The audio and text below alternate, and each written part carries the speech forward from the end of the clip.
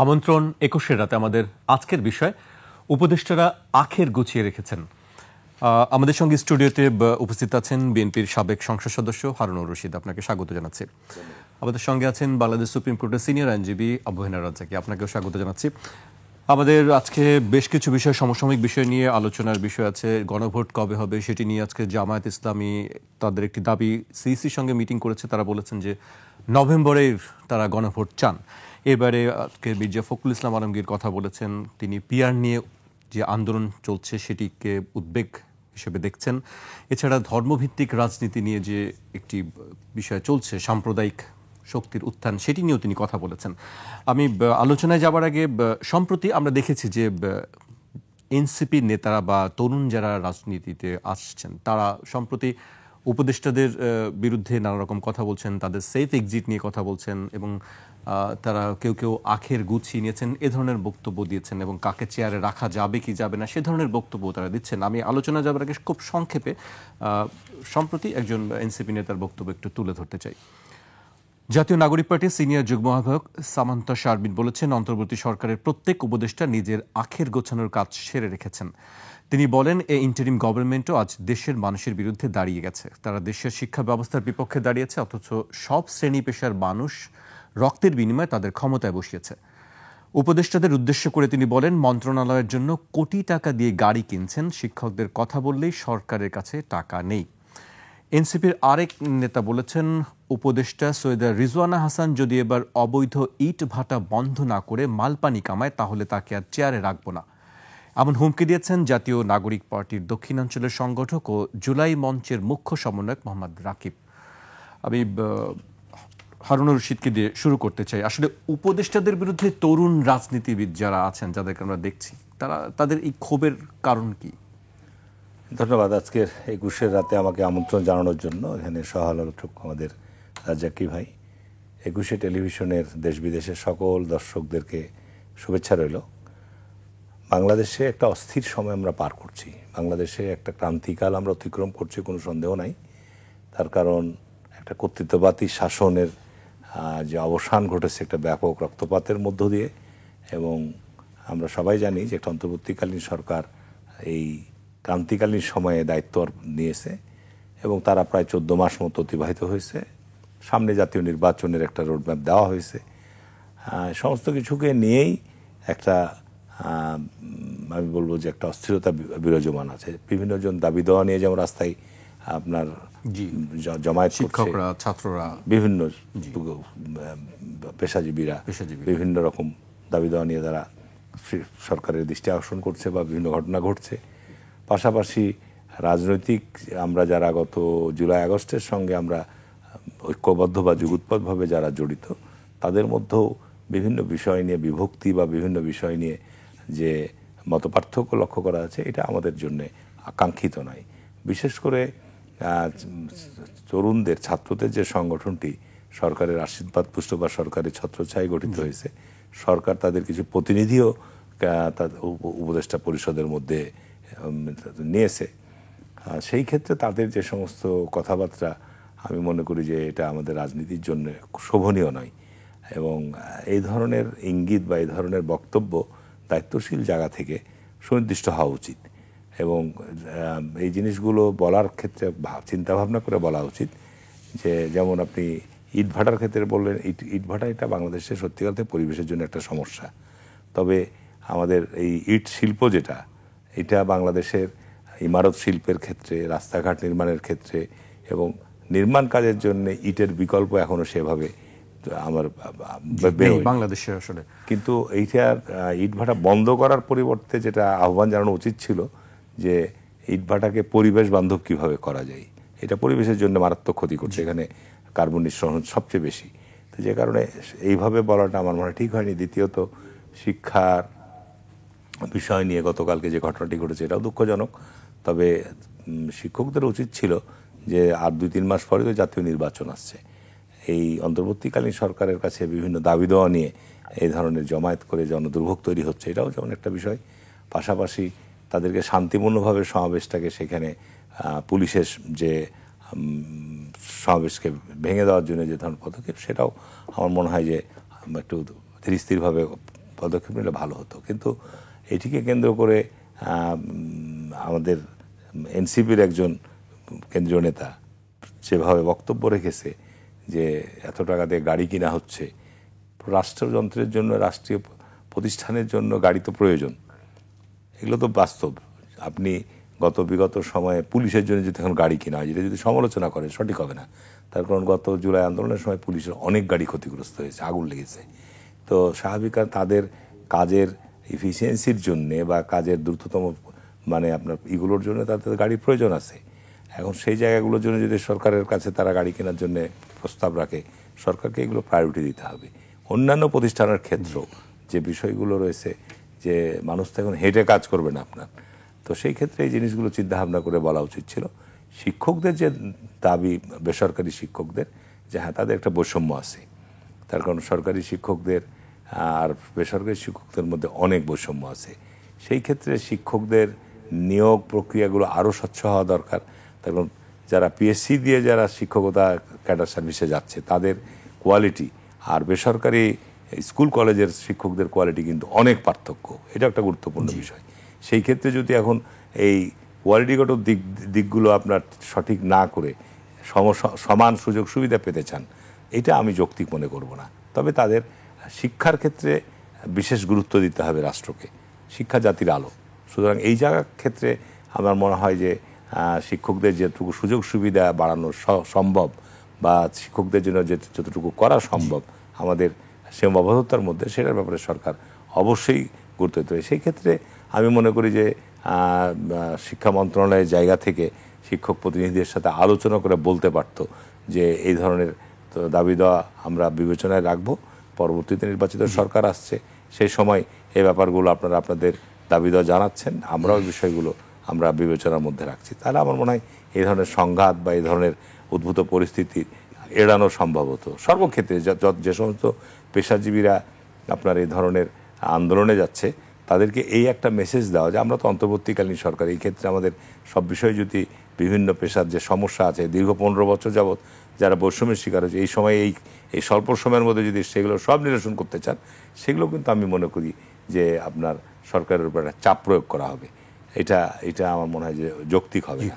আপনি বলছেন যে আলোচনার মাধ্যমে এটি আলোচনা করলে আসলে সংঘাতটা এড়ানো যেত বা সহিংসতা এই পরিস্থিতি হতো না। আমি আপনার কাছে আবারও আসবো হারুন ভাই। আমি এবার আবু-হেনা রাজ্জাকের কাছে আসতে চাই। আসলে তরুণরা তরুণ রাজনীতি করছেন, তারা কি সঠিক পথে আছেন মনে হয়, বা তাদের বক্তব্য কি আসলে সঠিক শব্দ প্রয়োগ বা শব্দ চয়ন হচ্ছে বলে মনে হয় আপনার কাছে? ধন্যবাদ আপনাকে, একুশে টিভির দর্শক শ্রোতা এবং আমার অত্যন্ত প্রিয় একজন সহ আলোচক হারুন ভাই, সবাইকে শুভেচ্ছা। দেখেন, রাজনীতিতে যার যার স্ট্র্যাটেজি তার কাছে, কে কিভাবে তার রাজনীতি করবে সেটা সে চিন্তা করে। পথটা সঠিক না ব্যাঠিক সেটা যার যারটা তার। আমরা এখানে তো আলোচনা করতে পারি। যেমন ধরুন এই আজকের যে এনসিপি যে কথাগুলো বললো একটু আগে, আপনি বললেন হারুন ভাই আলাপ করলো, এখানে ইটের ভাটার থেকে টাকা খাওয়ার কথাও বলছে উপদেষ্টারা খেয়ে, যাতে এইটা চালু না রাখে এমন কথা আসছে। তারপরে তারা আখের গুছিয়েছেন এবং তারা সেফ এক্সিট খুঁজতেছেন। এই কথাগুলা আজকে যাদের মুখ থেকে আসছে তাদেরকেই একসময় এই সরকার প্রধান বলতেন তার নিয়োগকর্তা তারা। তো এখন প্রশ্ন হচ্ছে যে আপনি একটা জিনিস লক্ষ্য করতে হবে যে ফ্রম ডে ওয়ান যদি আপনি ধরেন, আমি মোটা দাগে যদি বলি, আন্দোলন তো সবাই করছে, কিন্তু সারফেসে কিছু ছাত্র তো আসছিল জুলাইয়ে, সারফেসে দৃশ্যমান। তো দৃশ্যমান সেই ছাত্রগুলো যাদের নাম আমরা জানি, হয়তো সবাই মুখস্থ করলে 25, 30, 35টা লোকের নাম খুব আলোচিত। এদের নাম ধরে কিন্তু আমরা সবাই কম বেশি, আমি আমার উপরে নিলাম, আমি যদিও বলিনি তথাপি এরা ছাত্র, এরা কেন আসলো, এরা ফেরত গেল না কেন, যাইতে পারতো। ফ্রম ডে ওয়ান তাদের কোনো প্রশংসা বা তাদের কোনো অ্যাপ্রিসিয়েশন করা হয় নাই আমার দেখা মতে। তখনও তারা তেজদীপ্ত ছিল। কিন্তু প্রশ্ন হচ্ছে এখন যে আজকে কিন্তু ইউনূস সাহেব আর 3.5-4 মাস আছেন, যদি স্বাভাবিক নিয়মে নির্বাচন পর্যন্ত আমরা যাই, এবং এই স্বাভাবিক নিয়মে যদি নির্বাচন পর্যন্ত যাই, যদি কথা আপনি বলছেন না নির্বাচন পর্যন্ত যদি যাই, অনেক সংখ্যা কেন আপনার, সেটা অনেক সিচুয়েশন, সেটা পরে বলি। আমি আগে এইটা খেই না হারাই আমরা শুনতে চাই সে পরে সংখ্যাটা কেন। এখন নির্বাচনটা মোটামুটি আপনি ধরে নেন ফেব্রুয়ারিতে নির্বাচন হচ্ছে, আমি তর্কের খাতিরে ধরে নিলাম নির্বাচন হচ্ছে, তাহলে ইউনূস সরকার ইজ আউটগোয়িং, অর্থাৎ ছাত্ররা যাকে নিয়োগ দিছিল তিনি চলে যাচ্ছেন। এবং তিনি চলে যাওয়ার আগে ছাত্রদেরকে যারা কখনোই অ্যাকসেপ্ট করেনি তাদেরই হয়তো পাওয়ারে যাওয়ার সম্ভাবনা, সুতরাং ইউনূস সাহেব চলে যাওয়ার পর তাদের একটা শেল্টার দরকার বলে আমি মনে করি। তা না হলে 3.5 মাস পরে যিনি চলে যাবেন উনি ইটভাটার টাকা নিচ্ছেন না কি নিচ্ছেন, এই আলাপগুলো আমার কাছে একেবারে অযৌক্তিক এবং অবান্তর মনে হয়। এর মানে আমি বলছি না এটা হচ্ছে না, হতেও পারে, কিন্তু এই আলাপটা আমার কাছে খুব গুরুত্বপূর্ণ মনে হয় না। আমার কাছে মনে হয় তারা সাইড চেঞ্জ করতেছে, যে যদি নির্বাচন হয়ে যায় তাহলে আমরা কোথায় দাঁড়াবো। বিকজ যারা ক্ষমতায় যাবে সম্ভাব্য তারা কিন্তু তাদেরকে ফ্রম ডে ওয়ান অ্যাকসেপ্ট করে নাই চলনে বলনে আচরণে। সুতরাং এটা তাদের একটা বিষয় হতে পারে। কারণ এর আগে আমরা দেখেছি তারা বলতো, হাসনাত আব্দুল্লাহ কোথাও বলেছিল ফাঁসির দড়ি আমাদের নিকটবর্তী হয়ে আসতেছে, মানে যদি কোনো রকম সিচুয়েশন পরিবর্তন হয়।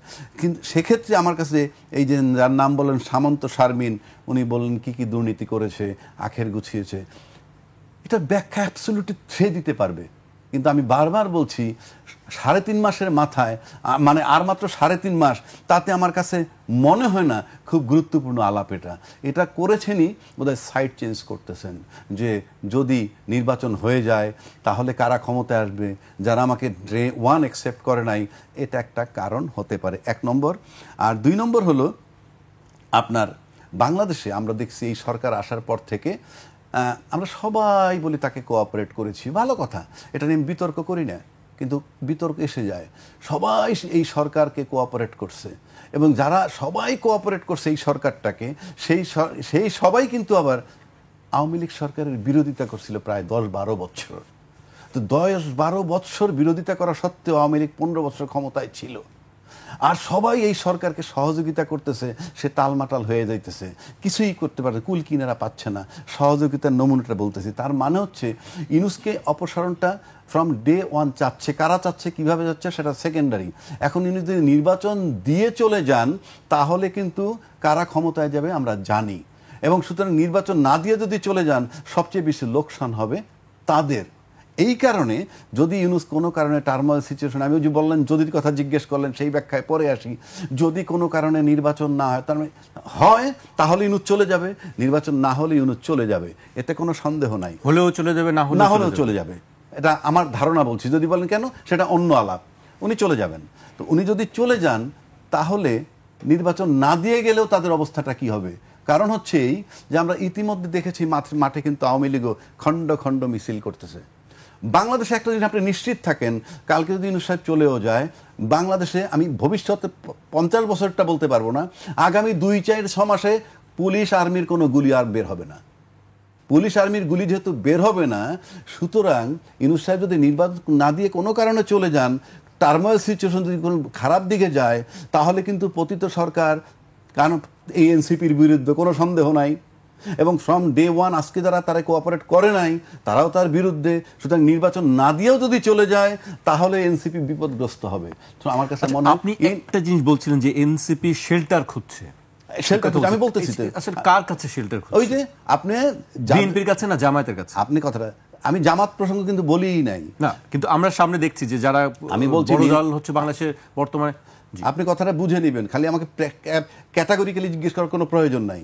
নির্বাচন হলে কারা বিজয় লাভ করবে একটা আমরা জানি, অনুমান আছে, এবং তারা ফ্রম ডে ওয়ান তাদেরকে অ্যাকসেপ্ট করে নাই। সুতরাং তাদের শেল্টার তাদের দরকার। এই কারণে সরকার চলে যাক, সরকার উপদেষ্টারা গালাগালি করুক, কোনো সমস্যা নাই। নির্বাচন না হলেও যদি চলে যায় ইউনূস সাহেব, তাইলে কিন্তু তখন পতিত সরকারের লোক এবং যারা নির্বাচন হইলে বিজয় লাভ করতো তারা দুইয়ের কাছেই কিন্তু এরা গ্রহণযোগ্য নয়, সুতরাং তাদের বিপদ অনিবার্য। তাই আমার কাছে মনে হয় এই সমস্ত বক্তব্যের মাধ্যমে একটা শেল্টার তারা খুঁজতেছে, মানে সেফ এক্সিট যেমন ইয়েরা খুঁজতেছে, এরাও তখন শেল্টারের সেফটি জোন খুঁজছে। আপনার বক্তব্য অনুযায়ী আমি আপনার কাছে আবার আসবো, আমি হারুন ভাইয়ের কাছে আসতে চাইব। আসলে হারুন ভাই নিশ্চয়ই শুনছিলেন শেল্টার কাদের কাছে শেল্টার খুঁজছে তরুণ নেতারা। বিএনপির কি আসলে কাদেরকে শেল্টার দিবে ক্ষমতায় গেলে? এটা আমি অনুমান করে বলতে পারবো না যে তারা শেল্টার খুঁজছে, তারা আপনার দুজনেই না, এটা আমাদের analysis। এটা অনুমান করে বলা আমার জন্য যৌক্তিক হবে না। কারণ রাজনীতিতে তো আপনার বাংলাদেশে সব সময় জোট হয়। এখন সামনে জাতীয় নির্বাচনের সময় আপনার জামাতও চেষ্টা করছে তার পাল্লা ভারী করার জন্যে। বিএনপি তো জোট স্বাভাবিক কারণেই, যারা সমসাময়িক সময় আপনার বিএনপির সঙ্গে একসাথে আন্দোলন করেছে তারাকে নিয়ে জোট তো বিএনপি হবেই। না, আমরা তো এর হারুন, সঙ্গে- একটু আমি আপনাকে একটু ইন্টারাপ্ট করি যে আমরা দেখছি বিভিন্ন পত্রপত্রিকার মাধ্যমে, যদিও দল থেকে কখনো আনুষ্ঠানিকভাবে এখনো পর্যন্ত কিছু বলা হয়নি, যে আসলে এনসিপির সঙ্গে বিএনপি এবং জামায়াতের নেতাদের সঙ্গে আলোচনা একটি চলছে, কে কোন দিকে যাবে। নির্বাচনের বিষয় নিয়ে আলোচনা হয় না, তবে এনসিপি তো আপনার বিএনপির সঙ্গে বেশ কয়েকবার সাক্ষাৎ হয়েছে, আলোচনা হয়েছে, দেশের সামগ্রিক বিষয়গুলি নিয়ে সৌজন্য সাক্ষাৎকার হয়েছে। আপনার একসাথেই তো ওই যে মিটিংয়ে এই জুলাই সনদ বলেন বা বিভিন্ন যে কমিশনগুলো হয়েছে, সেই সব জায়গাতে তো এনসিপির প্রতিনিধিরা থাকে, সেসব জায়গাতে দেখা সাক্ষাৎ হয়, কথাবার্তা হয়। সবচেয়ে বড় কথাটা হচ্ছে কি, যে আপনার একটা অনির্বাচিত সরকার তো আপনার দীর্ঘমেয়াদী থাকতে পারে না। এটা বাংলাদেশে বিভিন্ন সময় বিভিন্ন ধরনের সরকার এসছে। সর্বোচ্চ মেয়াদ ছিল 2 বছর, জিয়া রহমানের সময়ও সামরিক শাসনের মেয়াদ ছিল 2 বছর, জেনারেল এরশাদের সময়ও আপনার সামরিক শাসনের মেয়াদ ছিল 2 বছর, আপনার 1/11-এর সময় যে ফখরুদ্দিন মদিরা ক্ষমতা, তাদেরও মেয়াদ ছিল 2 বছর। সুতরাং টেস্ট কেস হচ্ছে 2 বছর। এর মধ্যে যদি কিছু করতে পারে, নিজেরা দল টল গঠন করে যদি কোনো কিছু অগ্রসর হতে পারে, না হলে আপনার ক্ষমতা, যেমন আপনার 1/11-এর সময় ফখরুদ্দিন মহিউদ্দিনরা চেষ্টা করেছিল, কিন্তু ফেল করেছে। ফেল করে তাদের এক্সিটের জন্য যাদের সাথে তাদের অ্যারেঞ্জমেন্ট হয়েছে তাদেরকে বসিয়ে দিয়ে তারা বিদায় নিয়ে নিয়েছে। সামনে যেটা নির্বাচন হবে সেটা অতীতের মতো এক্সিট খোঁজাখুঁজির ব্যাপার না, যেটা আপনার নাহিদ বা এনসিপি নেতারা যেটা বলছে, এক্সিট খোঁজাখুঁজির ব্যাপার না। তবে নির্বাচনটা অবশ্যই অবাধ, সুষ্ঠু, শান্তিপূর্ণ হতে হবে। এখানে অ্যারেঞ্জ নির্বাচন করা যাবে না, এতে দেশের জন্য একটা সর্বনাশ ডেকে আনবে। বিএনপির সঙ্গে যদি তাদের কিন্তু এখানে- সমঝোতা হয়, সেক্ষেত্রে তাদের রাজ্জাকি ভাই যেটা বলছেন, যে সেক্ষেত্রে তারা একটি সেফ জোনে থাকতে চান। না, বলে আপনি সেফ বলছেন। জোনের কোনো বিষয় না এখানে। এখানে বিষয় হচ্ছে, শুনেন, যার যার কর্ম তার তার কর্মফল তাকে ভোগ করতে হবে। এটা পরিষ্কার হিসাব। আপনি এখন যারা উপদেষ্টা দায়িত্ব পালন করছেন, সে উপদেষ্টাদের মধ্যে যদি আপনার করাপশনের কোনো বিষয় থেকে থাকে, রাষ্ট্র প্রতিষ্ঠান আছে, দুর্নীতি দমন কমিশন, সুতরাং তারা যে সেখানে আওতা মুক্ত থাকবে, তাদের সে আওতায় আসবেন, এই কথা তো আমি আপনাকে দায়িত্ব নিয়ে বলতে পারবো না। তবে এখানে সেফ এক্সিস্টের ব্যাপার না। একটা ক্রান্তিকাল সময়ে দায়িত্ব পালন করছে বর্তমান অন্তর্বর্তীকালীন সরকার, আমরা সহযোগিতা করছি, এবং ইতিমধ্যে একটা নির্বাচনের আপনার রোডম্যাপ ঘোষণা করা হয়েছে। নির্বাচন আশা করছি নির্ধারিত সময়ে ইনশাল্লাহ অনুষ্ঠিত হবে। এর মধ্যে আমাদেরকে অনেক ঘাত প্রতিঘাত পাড়ি দিতে হবে, কোনো সন্দেহ নাই। নির্বাচন নির্দিষ্ট সময় হওয়ার পর এই অন্তর্বর্তীকালীন সময়ের পিরিয়ড, নির্বাচন বা আপনার জুলাই সনদ যা কিছু আছে, এগুলো সবগুলোই কিন্তু আগামী জাতীয় সংসদে আপনার এগুলো রেটিফাই করা লাগবে।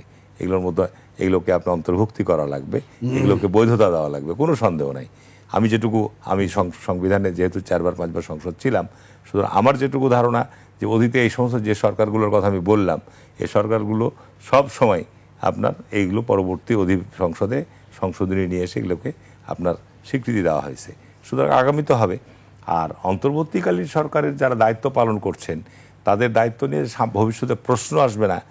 যারা ভালো কাজ করছে তাদের অবশ্যই সুনাম পাবে, আর এদের মধ্যে যদি আপনার অন্য কোনো ধরনের ঘটনা ঘটে থাকে, তাহলে তারাও সেটার জন্য দায়বদ্ধ থাকবে। এটা তো আপনার জবাবদিহিতার বাইরে তো আমরা কেউ না, এটা তো আপনাকে স্বীকার করতে হবে। সুতরাং আজকে এনসিপিআররা যে ধরনের বক্তব্য দিচ্ছে, এটা আপনার, আমি মনে করি যে এই ধরনের বক্তব্য আরও সতর্কতার সাথে দেওয়া উচিত ছিল। এটা আপনি একটা ফেক বলে দিলেন যে সব আখের গোছাচ্ছে, কারা কারা আখের গোছাচ্ছে, কে কে আখের গোছাচ্ছে, সেই নামগুলি আসলে তাদের পরিষ্কার করা উচিত, এবং কাদের বিরুদ্ধে অভিযোগটা নিয়ে আসছে। এই অভিযোগগুলো রাষ্ট্র পরিচালনা করতে গেলে অনেক কিছুকে আপনাকে মিনিমাইজ করা লাগে, এটা বুঝতে হবে। আপনার কিছুদিন আগে আমাদের এই যে উপদেষ্টা, কি বলার নাম, প্রেস উপদেষ্টা বললো না, যে আমরা ক্ষমতা আসার সময় আমাদের বিভিন্ন জায়গায় পদ পদায়নের ক্ষেত্রে এই প্রেস সেক্রেটারি, তারা তো সে প্রকাশ্য সংবাদ সম্মেলন করে সরকারের বক্তব্য কিনে জানে না, কিন্তু তার বক্তব্য তো যে এটা ক্ষমতা আসার পর আপনার বিভিন্ন জনকে আপনার এই সব পদায়ন পজিশন বসানোর জন্য বিএনপি, জামাত এদের দাবি দেওয়া, তাদেরকে অ্যাকোমোডেট করতে হয়েছে। তো বাস্তব যে আপনার যারা বিগত সময়, এখন এনসিপি যারা বক্তব্য দিচ্ছে বিদায়ের সময় এই কথাগুলো যদি আরও আগে বলতো তাহলে একটা ব্যাপার ছিল।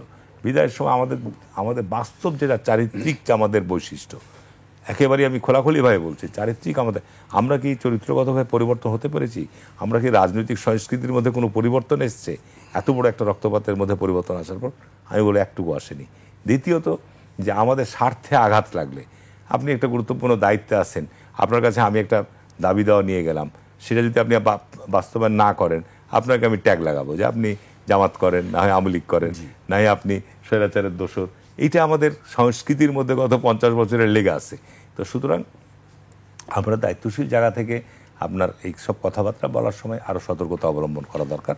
তার কারণ যারা দায়িত্ব পালন করছে তারা সকলে সম্মানিত লোক, সুতরাং তারা একটা ক্রাইসিস মোমেন্টে কিন্তু এই দায়িত্বটা পালন করছে। সুতরাং এইখানে এই মুহূর্তে তাদেরকে হেয় প্রতিপন্ন করা, এটা আমি মনে করি না যে যৌক্তিক হবে। এখানে অনেক যোগ্য ব্যক্তিও আছে, আবার অনেক অযোগ্য ব্যক্তিও আছে, যেটা নিয়ে বিভিন্ন কোশ্চিন আছে, যেটাকে উপদেষ্টা পরিষদ থেকে আরও যোগ্যতম লোকদের দ্বারা আপনার গঠন করা হলে হয়তো আমাদের জন্য আরও কল্যাণ বয়ে আনতে পারত। যাই হোক, তারপর আমি বলবো যে আপনার এই ধরনের বক্তব্য দায়িত্বশীল জায়গা থেকে, আমরা যারা দায়িত্বশীল ব্যক্তি মনে করি তাদের জায়গা থেকে সব দেওয়ার ক্ষেত্রে আর সতর্কতা অবলম্বন করা দরকার। জি, হারুন ভাই আপনার কাছে আবারও আসবে। আমি এই পর্যায়ে আহ্বানা রাজ্জাকির কাছে যেতে চাই। রাজ্জাকি ভাই, নির্বাচনের দিকে আসা যাক। নির্বাচন, গণভোট নিয়ে সবারই আগ্রহ আছে নিশ্চয়ই। গণভোট আসলে জামায়াত বলছে যে নভেম্বরে হওয়া উচিত, বিএনপি বলছে যে ভোটের দিন, নির্বাচনের দিনই হওয়া উচিত। এইটি নিয়ে কি আসলে কোনো টানাপোড়েন তৈরি হতে পারে, সৃষ্টি হতে পারে ভবিষ্যতে, যে আসলে আগে না কোনটা আগে কোনটা পরে? ধন্যবাদ আপনাকে।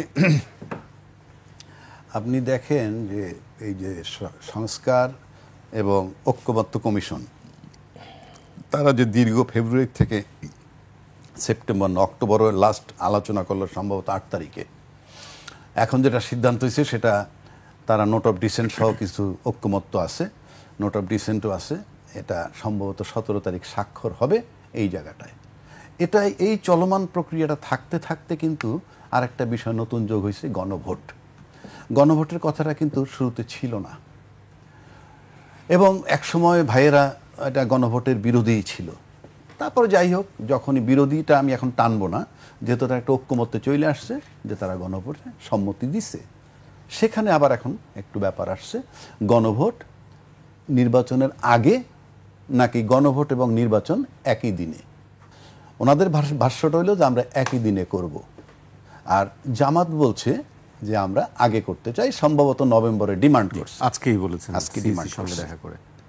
যার যার একটু আগে বলছে যার যার স্ট্র্যাটেজি তার কাছে। কিন্তু আপনি যদি আমাকে তৃতীয় ব্যক্তি হিসেবে বলতে বলেন, তাহলে একটা কথা এখানে আছে যে গণভোটের সাথে জুলাই সনদের বাস্তবায়ন একটা সম্পর্ক আছে, অর্থাৎ গণভোটের মাধ্যমে সেটা বাস্তবায়িত হবে। ওই জুলাই সনদটা বাস্তবায়ন চান কি চান না, এবং ধরা যাক পজিটিভ ধরলাম চায়, ধরে নিলাম চায়, তাহলে কি ওইটার আলোকে নির্বাচন হবে, কেননা ওখানে উচ্চ কক্ষ নিম্ন কক্ষ সব আছে, ঠিক আছে, ওইটার আলোকে নির্বাচনটা হবে। সে কারণে জামাত হয়তো আগে চাচ্ছে। এবং গণভোট হইল বাংলাদেশে আপনি যত কিছু বলবেন সর্বোচ্চ কি, সর্বোচ্চ হল গণভোট। গণভোটের পর আপনি বলতে পারবেন না যে এই গণভোটের কোনটা মানবো কোনটা মানবো না, কিন্তু এটার অ্যাপ্রুভাল দিতে হবে। ইট ইজ জাস্ট পিওরলি রং, এবং জাস্ট মানুষকে ভুল বুঝানো। পৃথিবীতে গণভোটের উপরে কিছু নেই। সংবিধান বলতে যা বুঝে তার উপরে গণভোট। সুপ্রিম কোর্ট বলেন, প্রাইম মিনিস্টার বলেন, রাষ্ট্রপতি বলেন, সবার উপরে গণভোট। এখন আসেন, যদি আগে হয় তাহলে তার আলোকে নির্বাচন হবে, আর যদি একই দিনে হয় তাহলে কি হবে? একই দিনে হলে তো আপনি জুলাই সনদের ভিত্তিতে নির্বাচন হচ্ছে না, নাম্বার 1। নাম্বার 2, আপনি তো গণভোটের দিন যদি নির্বাচন সংসদ সদস্য হয়ে যায়, আপনি সংসদ সদস্য তো হয়েই গেল, এরপর ওই গণভোটের বাস্তবায়ন হইলে কি না হইলে কি, আপনি সংসদ সদস্য তো আর বাদ দিতে পারতেছেন না, সংসদ তো হয়ে গেল। এটা একটা সূক্ষ্ম ট্রিক্স, এবং আমি এটাকে রাজনীতি মনে করি না, এটা আমার কাছে মনে একটা অপরাজনীতি। কারণ আমি বলছি গণভোটের ঊর্ধ্বে কিছু, সবার উপরে গণভোট, কিন্তু আপনি এখন গণভোটের জন্য রাজি হলেন একই দিনে, এবং পার্লামেন্ট থেকে নাকি এটাকে অ্যাপ্রুভাল নিতে হবে। Pure wrong concept. এটা এটা চলেই তো না। আপনি এটা একটা অচল কথা চালানোর চেষ্টা করেন, এক। দুই হচ্ছে, আপনি নির্বাচন যদি করেন, একই দিনে যদি আপনি এই গণভোট করেন, তাহলে আপনি তো জুলাই সনদের ভিত্তিতে নির্বাচন হচ্ছে না। কোন বিধিতে আপনার নির্বাচনটা হচ্ছে তাহলে? ওই সময় যে নির্বাচনটা হবে একই দিনে হয়, কোন বিধিতে? কোন সংবিধান? সবাই বলে 72 সংবিধান, আমি সেটাই থাকি। সেটাই তো বলা আছে সংসদ ভেঙে যাওয়ার পর পরবর্তী 90 দিনের মধ্যে নির্বাচন। তাহলে সেটা 1.5 বছর পরে এসে ফেব্রুয়ারি 26-এ কিভাবে করবেন? আপনি বুঝাইতে হবে তো। আপনি সংবিধানে তো একটা মেয়াদ দেয়া আছে। আপনি সংবিধান ফলো করলে তো আপনার ইচ্ছা মতো করতে পারবেন না। আর এটাকে সোজা ভাষায় বলা হয়, একটা কমন প্রচলিত শব্দ এখন ফুল স্টপ। অর্থাৎ 8ই আগস্ট ইউনূস সাহেব দায়িত্ব নিয়েছেন 24-এর, 7ই নভেম্বর 2024-এর মধ্যে নির্বাচন হয়ে যাওয়ার কথা। আমি জানি হারুন ভাই আমার চেয়ে সংবিধান ভালো জানেন, যেহেতু পার্লামেন্টের 2বার মেম্বার ছিলেন, সংবিধান নিয়ে আলোচনা করছেন, ইত্যাদি ইত্যাদি। তাহলে এই 90 দিন পার হয়ে গেছে 7ই নভেম্বর 2024-এ, আর এই নির্বাচন কমিশন নিয়োগ হয়েছে 21শে নভেম্বর 2024-এ। আপনি তো টাইম পার হওয়ার পর আসছেন ইলেকশন কমিশন হয়ে। সুতরাং একটা বিশাল জটিলতা সামনে, এবং এটা কিন্তু একটা লড়াই হবে। মানে জুলাই গণভোট আগে, নির্বাচনের আগে লড়াই কি মাঠের নাকি? মাঠের লড়াই। আজকে বললেন যে নভেম্বরে যাচ্ছে। এখন একটা ইন্টারেস্টিং কথা বলি আমি। একটু আগে হারুন ভাই বললেন যে অ্যারেঞ্জ ইলেকশন হবে না, বললো যে অ্যারেঞ্জ ইলেকশন হবে না। এনসিপির সাথে কিন্তু তাদের একটা আলোচনা চলছে। আর অ্যারেঞ্জ ইলেকশন বলতে কি বোঝায়? দেয়ার আর 2 ওয়েজ। অ্যারেঞ্জ ইলেকশনের 2টা পথ। যেমন 2008-এর যে নির্বাচন হয়েছিল সেটাও অ্যারেঞ্জ ইলেকশন, কিন্তু সেই অ্যারেঞ্জ ইলেকশনে হারুন ভাইদের সাথে বসে নাই, মানে বিএনপির সাথে কেউ বসে নাই, জামাতের সাথে কেউ বসে নাই, আওয়ামী লীগের সাথেও কেউ বসে নাই। প্রশাসন অ্যারেঞ্জ করছে যে কাকে ক্ষমতায় নিব, কতটুকু পার্থক্য দেখায়। সরকার অ্যারেঞ্জ করেছে, এই তো জি, একটা অ্যারেঞ্জমেন্ট করছে কি, কাকে নিব, কতটুকু পার্থক্য, যেই পার্থক্যতে এরা কেউ প্রশ্ন করবে না। এবং তারা সবাই কিন্তু হ্যাপি ছিল, কেউ বিতর্ক করে নাই। মানে এমন পার্থক্য একটা দেখাইছে, ওইটাকে বলে সরকারিভাবে অ্যারেঞ্জ। আর রাজনৈতিকভাবে অ্যারেঞ্জ কোনটা জানেন? এই যে এনসিপির সাথে আমার আলোচনা, তোমাদের 10টা সিট দিব না, ওই 10টা সিটে আমার প্রার্থী থাকবে না, আমার দলের প্রার্থী থাকবে না, কিন্তু আমাদের ভোট তোমাকে দেওয়া হবে। This is call political arrangement. এইভাবে ইসলামী দলকে দেওয়া হইতেছে। ছোট ছোট দল তো জানেনি কারে কারে একটা গ্রিন সিগন্যাল দিছে। এটা গণতন্ত্রের সাথে, রিয়েল গণতন্ত্রের সাথে যায় না। বিকজ আপনার লোক ভোট দিবে অন্য দলের অন্য মার্কার লোকেরে, সে পাশ করে আসবে। This is call political arrangement. Both way গণতন্ত্রের সাথে সাংঘর্ষিক। এটাকে এই যে অ্যারেঞ্জমেন্ট যেটা বললো। আরেকটা কথা বলবো আমি, সেটা হলো যে ফর্মুলে আপনি নির্বাচন করেন। আমি বারবার বিএনপির জন্য আমি আফসোস করি, সত্যি কথা বলতে। এখনো বলছি, ড্রাইভিং সিটে তারা, রাজনীতির ড্রাইভিং সিটে তারা। আমার 2টা মানুষের প্রতি মারাত্মক শ্রদ্ধা। আফসোসটা কেন বিএনপির প্রতি আপনার আফসোস? বলতেছি ওই যে 2টা লোকের শ্রদ্ধা নিয়ে আসলাম আবার। একজন জিয়াউর রহমান, আরেকজন খালেদা জিয়া। 2জনের সান্নিধ্য আমি পেয়েছি, সেটা একটা লম্বা কাহিনী। জীবনে 2বার জিয়াউর রহমান সাহেবের সাথে আমার দেখা হয়েছে।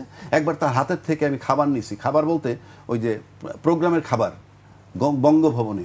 আর একবার খালেদা জিয়া সাহেব, ম্যাডাম খালেদা জিয়ার পাশে বসে আমি ইফতার পার্টি করছি, তখন সে বিরোধী দলনেত্রী। 2জনকে কাছের থেকে দেখা আমি আজও তাদেরকে মাথায় তুলে আসছি শ্রদ্ধার দিক থেকে। ওই জন্য আফসোস হয় যে ড্রাইভিং সিটে তারা, এই যে ড্রাইভিং সিটে তারা বৈশা আজকে যে কাজটা হচ্ছে, আপনি ধরেন পিআর সিস্টেম বাদ দেন, নর্মাল কোর্সে যদি নির্বাচন হয় একেবারে আগের নিয়মে, তাইলেও বিএনপির বিজয় সুনিশ্চিত আজকে পর্যন্ত, আমার ধারণা বলছি। আই মে বি রং, কিন্তু আমি ধরে নিচ্ছি। এরপরে আসেন পিআর পদ্ধতিতে যদি আসেন, তাহলে বিএনপির কিছু সিট কমে যেতে পারে। জামাত হয়তো বিরোধী দল হিসাবে 40টা সিট পেয়ে ঢুকলো, তাতেও বিএনপি ক্ষমতায় থাকে। কিন্তু এই পিআর পদ্ধতি হবে না কি হবে, গণভোট আগে না পরে, এই সমস্ত বিতর্কে যদি কোনো কারণে আপনার নৈরাজ্য তৈরি হয়ে যায় আর নির্বাচনটা বাতিল হয়ে যায়, বোথ ওয়ে ওনাদের লোকসান। উনি যেতে, এবং এক্ষেত্রে কি হবে, সবচেয়ে লাভবান হবে কে?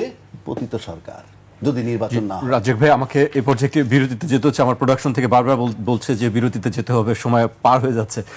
একটি বিরতি নিচ্ছি আমি। দর্শক, একটি বিরতি নিচ্ছি, ফিরছি এখনই।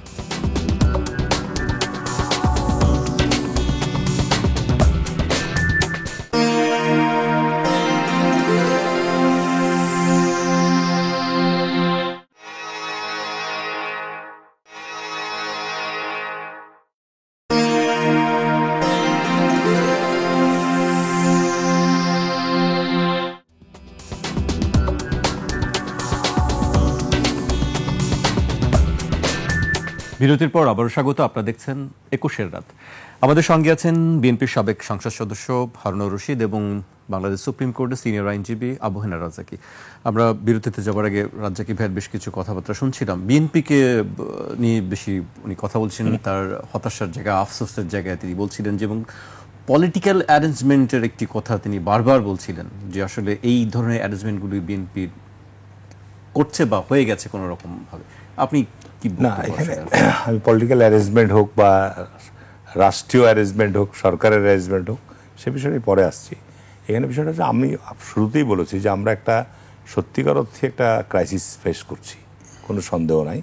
গোটা জাতি একটা ক্রাইসিসের মধ্যে আছে। এই ক্রাইসিস থেকে উত্তরণের যে পথ, এটার জন্যই তো আপনার এই জাতীয় সনদ বলেন বা বিভিন্ন কমিশন গঠন করা, এগুলোর চেষ্টা হচ্ছে।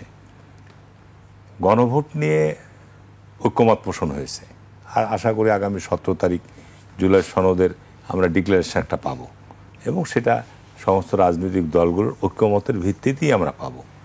এখন বিষয়টা হচ্ছে যে আমাদের সংবিধানের মধ্যে এখন গণভোটের কোনো প্রভিশন নাই। বর্তমান সংবিধান থেকে শেখ হাসিনা উঠিয়ে দিয়েছে, গণভোটের প্রভিশন আগে ছিল।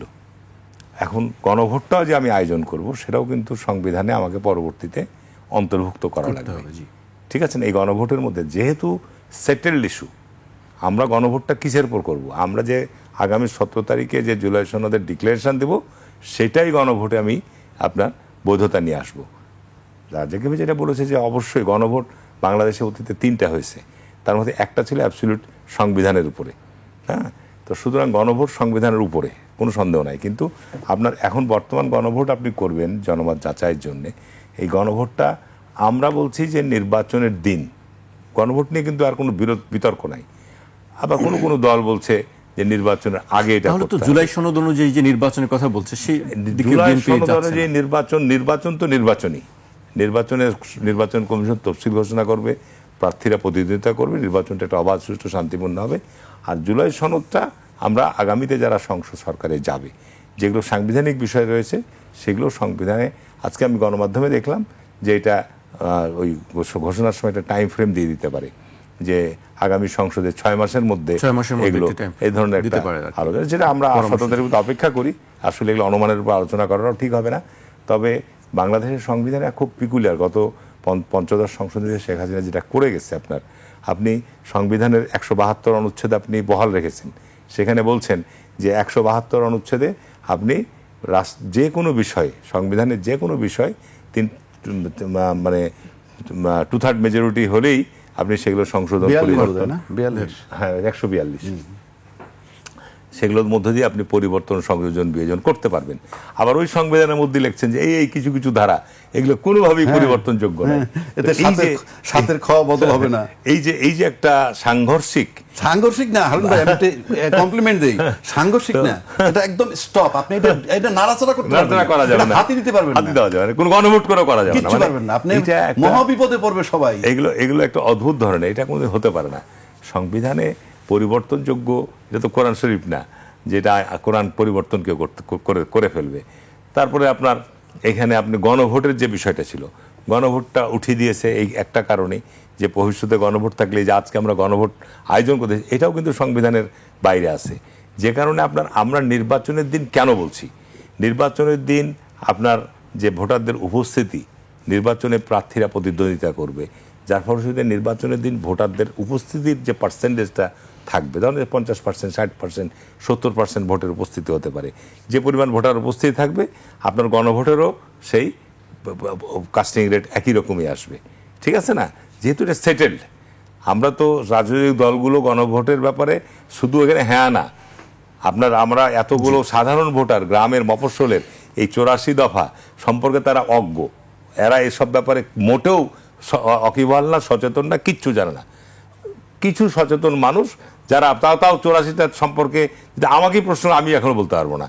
তো যা স্বাভাবিক কারণে এইটা গণভোটটা করতে হচ্ছে কেন, যে এই বিভিন্ন বিষয় নিয়ে আমরা যে ঐক্যমত পোষণ করেছি, সেই বিষয়গুলোকে একটা আইনি কাঠার মধ্যে নিয়ে যাওয়া, সেটার জন্য গণভোট। তো সুতরাং নির্বাচনের দিন আপনি হলে মহাভারত অশুদ্ধ হয়ে যাবে, আর না হলে আপনার সঠিক হবে, এটা আমি মনে করি না। আর না হওয়ার ক্ষেত্রে আমার জায়গা থেকে, আমার যেটা অ্যানালাইসিস, আপনি যদি অন্য দিন করেন, ধরেন যে আপনি নভেম্বরে কোথায়, জামাত বলছে নভেম্বরে, জামাত তো আমি বলবো গত 85 বছর তাদের জন্মলগ্ন থেকে সমস্ত ক্ষেত্রেই তারা একটা বিভ্রান্তি তৈরি করেছে সব সময়। 71-এ বলেন, আপনার 86-তে বলেন, এই এখন বলেন, ইভেন 47-এ বলেন, তারা রাজনৈতিক দল হিসেবে অলওয়েজ একটা ইতিহাসের টার্নিং পয়েন্টগুলোতে সবসময় বিভ্রান্তি তৈরি করেছে সব সময়। তো এখন এই ক্ষেত্রে আপনি গণভোট আগে করবেন, এখন এখানে গণভোটের মধ্যে কোনো পার্সেন্টেজের কথা, আগেকার পার্সেন্টেজগুলো দেখবেন যে জিয়াউর রহমান সাহেব যে গণভোট হয়েছে 98% ভোট কাস্টিং হয়েছে, তার মধ্যে 88% হ্যাঁ হয়েছে। তো এখন আপনি গণভোট করবেন, গণভোটে দেখা গেল যদি নির্বাচনের দিন যে পার্সেন্টেজটা হয়, আমি লিখে দিচ্ছি কাগজে কলমে, যদি অন্য দিন করেন তখন এটা রাষ্ট্রীয় অ্যারেঞ্জমেন্টে আপনার গণভোট হবে, তাহলে আপনি অ্যারেঞ্জ গণভোট করতে হবে, আপনাকে পার্সেন্টেজ দেখানো যায়, আপনি ভোটার উপস্থিতি সন্তোষজনক হবে না, আগ্রহ মানুষের থাকবে না যে কি এখানে কোনো সরকারের পরিবর্তন নাই, কোনো প্রার্থী নির্বাচন নাই, কোনো কিছু নেই। আমি বাস্তবতার কারণেই বলছি, তার কারণ এখানে জনমত আছে গেলেই হবে কিছু, তো দেখা গেল 5% ভোট কাস্ট হলো বা 10% কাস্ট হলো, তখন তো আপনি আপনার মতো গণমাধ্যম থেকে আলোচনা শুরু করবেন যে এই 100 ভাগ ভোটের মধ্যে কেন 10 ভাগ আপনার, এটার বৈধতা কি, এটাকে কিভাবে গ্রহণ করা যায়, এটা বহু প্রশ্ন আসবে, আমি আপনাকে আগাম বলে দিচ্ছি। সুতরাং আমি মনে করি যে যারা এসব বিষয়গুলো নিয়ে বিতর্ক তৈরি করছেন, খুব চিন্তা ভাবনা করে করতে হবে, আপনাকে চিন্তা ভাবনা করে করতে হবে, এক। আর 2 নম্বর হচ্ছে কি ভাই যে কথাগুলো বলেছেন যে আমাদেরকে ভাবতে হবে যে এখানে যদি আজকে কোনো কারণে নির্বাচন ভণ্ডুল হয়, নির্বাচন না হয়, উনি হয়তো বিএনপির জন্য প্রকাশ করছেন, কিন্তু বিষয়টা হচ্ছে যে এখানে একা বিএনপির দায়িত্ব না, নির্বাচনকে অবাধ সুষ্ঠু করা সবার দায়িত্ব, নির্বাচনে গ্রহণযোগ্যতা করা একটা সবার দায়িত্ব, এবং এই অন্তর্বর্তী সরকারকে আপনার নির্বাচনের মধ্য দিয়ে যে সংসদ গঠন তাদেরকে বৈধতা দাও, এই বর্তমান আমরা যারা আন্দোলন সংগ্রামের মধ্যে ছিলাম, যারা সমর্থন দিয়েছি, তাদের সবার দায়িত্ব।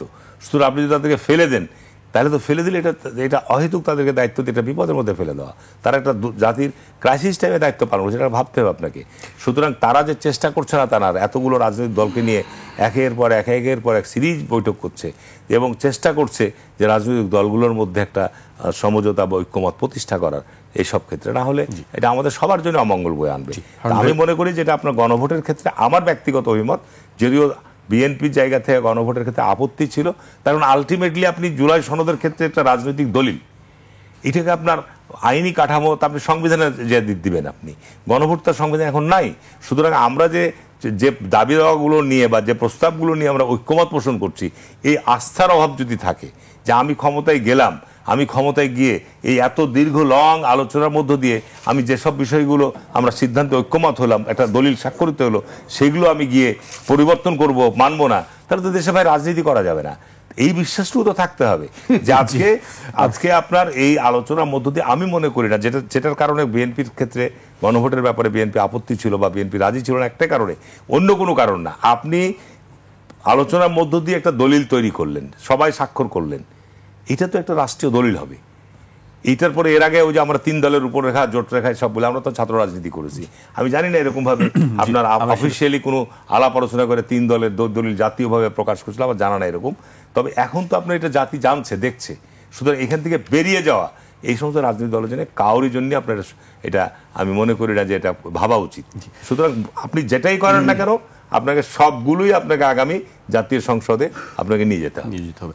আমি রাজ্জাকি ভাইয়ের কাছে আসতে চাই, আসলে কি আপনি কি জুলাই সনদ বাস্তবায়ন নিয়ে আসলে কি কোনো অনিশ্চয়তা দেখতে পাচ্ছেন? আমি আমার দেখা অভিজ্ঞতা, আমি তো রাজনীতিবিদ না, বা রাজনীতিবিদ না বললে ঠিক হবে না, যে তো আলোচনা করি এটা রাজনীতি, কিন্তু রাজনৈতিক দলের সাথে সম্পৃক্ত না। এই যে জুলাই সনদ টনদ নিয়ে যেটা আলোচনাগুলো হচ্ছে, আমার কাছে মনে হয় যে বিপ্লব বলতে যেটা বোঝায় সেটার ফার্স্ট ফেজ আমাদের ফেল করা হয়ে গেছে। আমরা হয়তো আবার সেকেন্ড ফেজে যাচ্ছি, সেটা আরেকটা আলোচনা অন্যদিন করব। কিন্তু এখন আমার কাছে গত 8 তারিখে বিশেষ করে সেনাবাহিনীর যে কিছু আমরা জিনিস জানছি, ওটা নিয়ে বড় কথা বলবো না এখন, যেহেতু এখন টাইম নেই। তো কিছু ওয়ারেন্ট ইস্যু হয়েছে যাদের নামে, তো তারা এখন হেফাজতে রাখছে, পরবর্তী অধ্যায় নিয়ে আলোচনা এখন করছি না। বাট ওটা আমার কাছে মনে হয় আমরা একটা সেকেন্ড ফেজে ঢুকছি, মানে বাংলাদেশের রাজনীতিতে একটা সেকেন্ড ফেজ শুরু হয়েছে। জানি না সেটা কোথায় গিয়ে ঠেকবে। এখন ভাইয়ের কথাগুলোর কিছু জবাব দিই। একটা কথা ভাই বললেন যে জুলাই সনদ একই দিনে যদি গণভোট হয়, আমরা সংসদে অ্যাপ্রুভাল দিব না, এটুক আস্থা রাখতে হবে, এটুক আস্থা রাখার জায়গা বাংলাদেশে গত 53 বছরে রাজনীতিবিদরা তৈরি করতে পারে নাই। তার কারণ হচ্ছে রাজনীতিবিদরা খুব রাজকীয়ভাবে ডায়লগ দেয় যে সাধারণ লোক যখন গণাগণি করে, ক্যালকুলেট করে, বা এনজিও সরকার যাদেরকে বলা হয় তারা যখন ক্যালকুলেট করে তারা 2+2 4 মনে করে, আর রাজনীতিবিদরা মনে করে বানায় 2+2 22। দায়িত্বশীল একজন ব্যক্তি বলছেন, নাম বললাম না, পৃথিবীতে এর চেয়ে ভেক্টর হতে পারে না। কোন তথ্য, কোন দর্শনে 2+2 22 হবে? কোন তথ্যে? আপনি বললেই তো হবে না রাজনীতিবিদ মানে ইউ নো এভরিথিং। নো। আচ্ছা, এইবার আসেন, রাজনীতিতে শেষ কথা বলতে কিছু নাই। আমার কথা না, রাজনীতিবিদদের কথা। এবং জনগণ সেটা টোপ ফেলে এবং গিলে, টোপ ফেলে এবং গেলে, অথচ এটা একটা প্রতারণা। কেন আমি বলছি? এরশাদের বিরুদ্ধে যখন আন্দোলন হয় তখন 3 দলীয় জোটের রূপরেখা ছিল, অর্থাৎ আওয়ামী লীগ, বিএনপি, তার সাথে জামাত, অর্থাৎ 2টা স্বাধীনতার পক্ষের শক্তি আর একটা ছিল বিপক্ষের শক্তি। স্বাধীনতার বিপক্ষের শক্তি রাজাকার বলে, কিন্তু তারা তো সাথে নিচ্ছেন, আপনি নিয়ে আন্দোলন করছেন, ভাল লাগছে। আবার নির্বাচনের সময় শরিক হইয়া তাদেরকে ওই মন্ত্রীও বানাইছে। আজকে আবার তীব্র গন্ধ পাচ্ছে তাদের কাছে রাজাকারের। আমি ফর গডসে, আমার সাথে জামাত প্রীতি নাই, আওয়ামী লীগ বিরুদ্ধ নাই এই মুহূর্তে, আমি একটু নিরপেক্ষ কথা বলছি।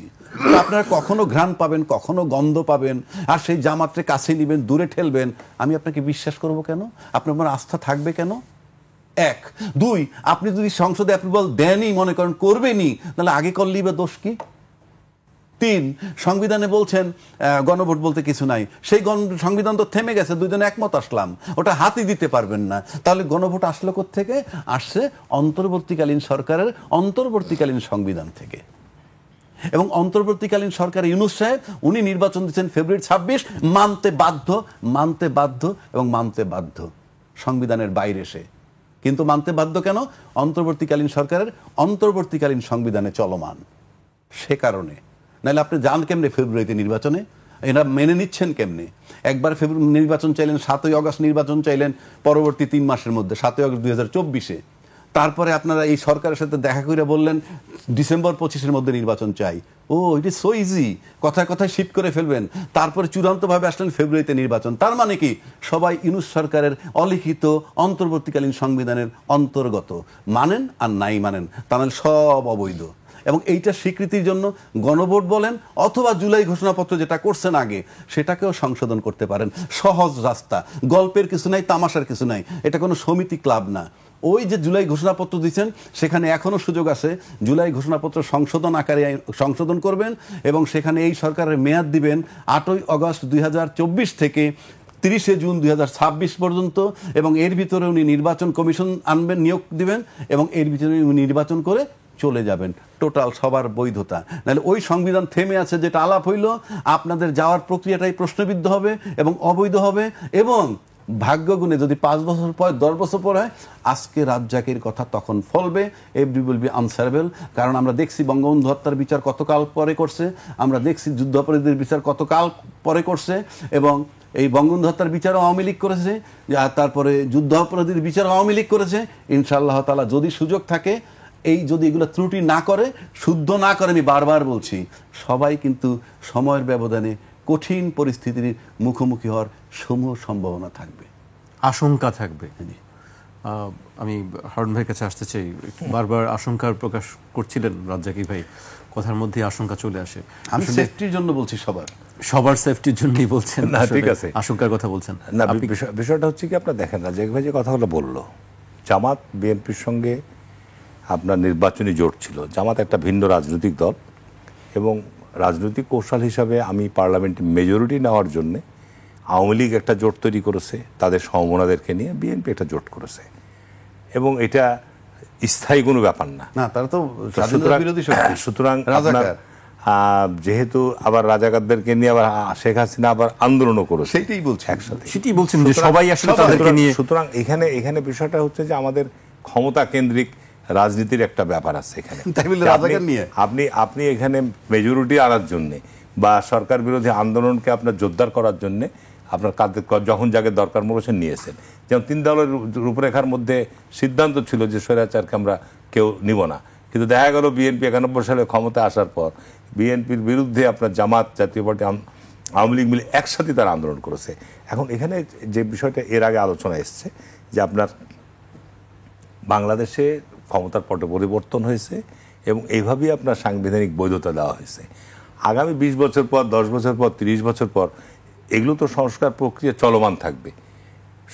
বাংলাদেশের সংবিধান ইতিমধ্যে 15টা সংশোধনী হয়েছে, ঠিক আছে না? এরপরে আবার আপনার যে সংশোধনী হবে না বা আজকে যে সমস্ত সিদ্ধান্ত হচ্ছে যুগের পরিবর্তনে, যুগের চাহিদার সঙ্গে, সেগুলো যে আবার আপনার নতুন করে সংশোধনী আসবে না, সেটা তো আমি গ্যারান্টি দিয়ে কেউ বলতে পারবেন। সংবিধান তো বলাই আছে এই জন্যে, 142 অনুচ্ছেদে পরিষ্কার বলা আছে যে রাষ্ট্রের প্রয়োজনে আপনার যে কোনোই রাষ্ট্রের সর্বোচ্চ আইন তো সংবিধান, যে কারণে আপনার যে কোনো সময় যে কোনো বিষয়ে পরিবর্তন, সংযোজন, বিয়োজন আপনি করতে পারবেন। রাজনৈতিক অ্যারেঞ্জ হচ্ছে কি যে আজকে আমরা জোট করি, এটা রাজনৈতিক অ্যারেঞ্জ, যেটা আমাদের বললো এটা রাজনৈতিক অ্যারেঞ্জ মানে আপনার ভোটে জিতিয়ে দেওয়া না। রাজনৈতিক অ্যারেঞ্জ অতীতে দেখা গেছে যে আপনার বিএনপির সঙ্গে যারা জোট হয়েছে তারা ধানের শীষ প্রতীক নিয়ে অন্য দলের প্রার্থীরা একই প্রতীকই ভোট করেছে। আমরা যে ওই সব জায়গায় বিএনপির প্রার্থী দিইনি। ঠিক আওয়ামী লীগ যে জোট করেছে, আওয়ামী লীগেরও ওই নৌকা প্রতীক নিয়েই সব ভোট করেছে, তারা আপনার অন্য তাদের দলীয় প্রতীক নিয়ে ভোট করেনি। এবার সম্ভবত আরপিওতে এরকম হতে শুনছি যে জোট করলেও যার যার দলের প্রতীক তারা তাদেরকে নিয়ে ভোট করতে হবে। আর রাষ্ট্রীয় অ্যারেঞ্জটা হচ্ছে কি? রাষ্ট্রীয় অ্যারেঞ্জটা হচ্ছে যে আপনার রাষ্ট্র তার এই দুর্যোগ মোকাবেলা করার জন্য, তারা যখন ক্ষমতায় এসছে এটাকে বৈধতা আনার জন্য রাষ্ট্র আপনার অ্যারেঞ্জ করে কাকে কতটুকু সিট দিবে না দিবে, কে কয়টা পাবে, যেটা এরশাদের সময় হয়েছে, আপনার 111-এর সময় হয়েছে, এগুলো হলো রাষ্ট্রীয় অ্যারেঞ্জ। এটা প্রশাসনিকভাবে রাষ্ট্র করেছে, আপনার রাষ্ট্রীয়ভাবে করা হয়েছে। সুতরাং এগুলো এগুলো আমাদের দেশের আপনার গত 50 বছরের মধ্যে যেহেতু আমাদের গণতান্ত্রিক চর্চাটা আমরা সুদৃঢ় ভিত্তির উপর দাঁড় করাতে পারিনি, আমরা আমাদের গণতান্ত্রিক চর্চা বারবার বাধাগ্রস্ত হয়েছি। আমাদের পার্শ্ববর্তী প্রতিবেশী রাষ্ট্র এই অবৈধ সরকারকে 15 বছর বৈধতা দান করেছে, কোনো রাজনৈতিক দল অংশগ্রহণ করেনি। তারপরও সর্বপ্রথম এই সরকারকে আপনার ভারত সমর্থন দিয়েছে। এখন পর্যন্ত ধরেন যে সেখানে আমাদের দেশের বর্তমান যারা দুশ্মন আমি বলবো, যারা গণহত্যা চালিয়েছে, তারা এখন ভারতীয় আশ্রয় নিয়ে বসে আছে, ঠিক আছে, তাদের পক্ষ অবস্থান নিয়ে বসে আছে। এখন সরকার ভারত 15 বছর কখনোই বলেনি যে ইনক্লুসিভ সকল দলের অংশগ্রহণ নির্বাচন চাই। এখন বলছে ভারত, সেই ভারতই আজকে 5 বছর আগে, 10 বছর আগে কথা ভারত কোনোদিনই বলেনি। এখন বলছে সকল দলের অংশগ্রহণে ভারত একটা নির্বাচন দেখতে চাই। কেন এই কথাটা তো তুমি আগেও বলতে পারো। বিএনপির পক্ষ থেকে তো বলা হচ্ছে যে সব দল অংশগ্রহণ করুক, সেটা আমরা চাই, জাতীয় পার্টি, আওয়ামী লীগ। হ্যাঁ, বিএনপি তো বলছে 52 দল। বিএনপি বলতে কি আপনি বুঝাতে যাচ্ছেন যে সাম্প্রতিক যারা গণহত্যার সঙ্গে তাদেরকে নিয়ে নির্বাচন করতে যাচ্ছে? এটা যদি অর্থ করে, এটা ভুল অর্থ হবে। তার এই মুহূর্তে দায়িত্ব কেউ নিতে পারবে না। যারা বিগত সময়ে আপনার এই গত 1.5 বছর আগে যে ব্যাপক গণহত্যা চালিয়েছে, গুম করেছে, অপহরণ করেছে, আপনার বিচারবহির্ভূত হত্যাকাণ্ড সংগঠিত করেছে, যে মানবতা বিরোধী অপরাধগুলো করেছে, তো সেই অপরাধগুলোর আপনি বিচার হবে না? আপনি আওয়ামী লীগকে নিষিদ্ধ করেছেন, এটা আমি বলবো আওয়ামী লীগের ভবিষ্যতে নতুনভাবে রাজনৈতিক দল করতে পারবে না, এ কথা আমি নিশ্চয়তা দিয়ে বলতে পারবো না। কিন্তু আওয়ামী লীগের মধ্যে যারা রাষ্ট্রীয় সম্পদ সুপাত করেছে, যে রাষ্ট্রীয় আইনকে লঙ্ঘন করে যারা এই সময় মানবতা বিরোধী অপরাধ সংগঠিত করেছে, যে প্রতিষ্ঠানগুলো করেছে, তাদের বিরুদ্ধে বিচার হতে হবে আপনার। জি, এছাড়া আর বাকি যারা আছে তারা আসলে রাজনীতিতে অংশ নিতে পারে। এই যে একটি বক্তব্য, আসলে রাজনীতি বক্তব্য আমি খুব সংক্ষেপে 1 মিনিটের মধ্যে একটু জানতে চাই। আসলে আপনি বারবার বলছেন যে পলিটিক্যাল অ্যারেঞ্জমেন্ট, এটা থেকে বিএনপি খুব লাভবান হবে বা বিএনপির ক্ষতি হতে পারে পলিটিক্যালি? লাভ ক্ষতির বিষয় না। আপনি যেমন আজকে যে সংস্কারটা চলতেছে আলোচনা, আপনি দেখবেন 40টা লোক যায়, ধরেন 40টা লোক ওখানে যায় বা 50টা লোক যায়, রিপ্রেজেন্ট করে 40-50টা দল। কাউন্টেবল দল আছে মাত্র 3টা আপাতত। একটা হলো সরকারি ছত্রছায়া, যেটা আমরা বলি ছাত্ররা নিয়োগকর্তা, এইটা, আর বাকি 2টা আমি নাম বলবো না, আপনারা বুঝতেছেন। তো এই 3টা দল যদি বাদ দেন, বাকিদের কাছে এটি জাস্ট চার্মিং। আমি যাচ্ছি সংস্কার কমিটিতে, আমি যাচ্ছি ঐক্যমত্য কমিশনে। কালকে যদি নির্বাচন করার পর ওনারা শাহী দরজা খুলে বৈশা যায় গণভবনে বা বঙ্গভবনে, ওই সমস্ত লোক বারান্দাও যাওয়ার সুযোগ পাবে না। সুতরাং এই যে এগুলো হলো একটা অবান্তর বিষয় হচ্ছে, আমি আবার একই কথা বলে শেষ করছি, রাজনীতিতে, বর্তমান রাজনীতিতে 3টা রাজনীতির দল মিলে একটা স্টেক হোল্ডার। সেই তিনটা রাজনৈতিক দল হলো বিএনপি, জামাত এবং এনসিপি। তিনে মিলে একটা ঐক্যমত্যে এসে একটা স্টেক হোল্ডার হতে হবে। দুই, সরকার একটা বড় স্টেক হোল্ডার, গল্প যতই করি। তিন, এইরকম টার্মোয়াল সিচুয়েশনের মধ্যে সেনাবাহিনী বা তিন বাহিনী বলেন, তারা একটা স্টেক হোল্ডার। এই তিনটা স্টেক হোল্ডার একটা জায়গায় এসে নির্বাচন এনশিওর করতে হবে, তাহলে হবে, নয়তো সম্ভাবনা খুবই ক্ষীণ। জি, রাজ্জাকি ভাই, এই নিয়ে আপনার সঙ্গে ভবিষ্যতে আরও কথা হবে আশা রাখি। আজকে আমাকে এখানে শেষ করতে হচ্ছে। আপনাদের দুজনকে অনেক ধন্যবাদ আমাদেরকে সময় দেওয়ার জন্য। দর্শক, আজ এখানে শেষ করছি। কাল আবার দেখা হবে ঠিক রাত 12টায়।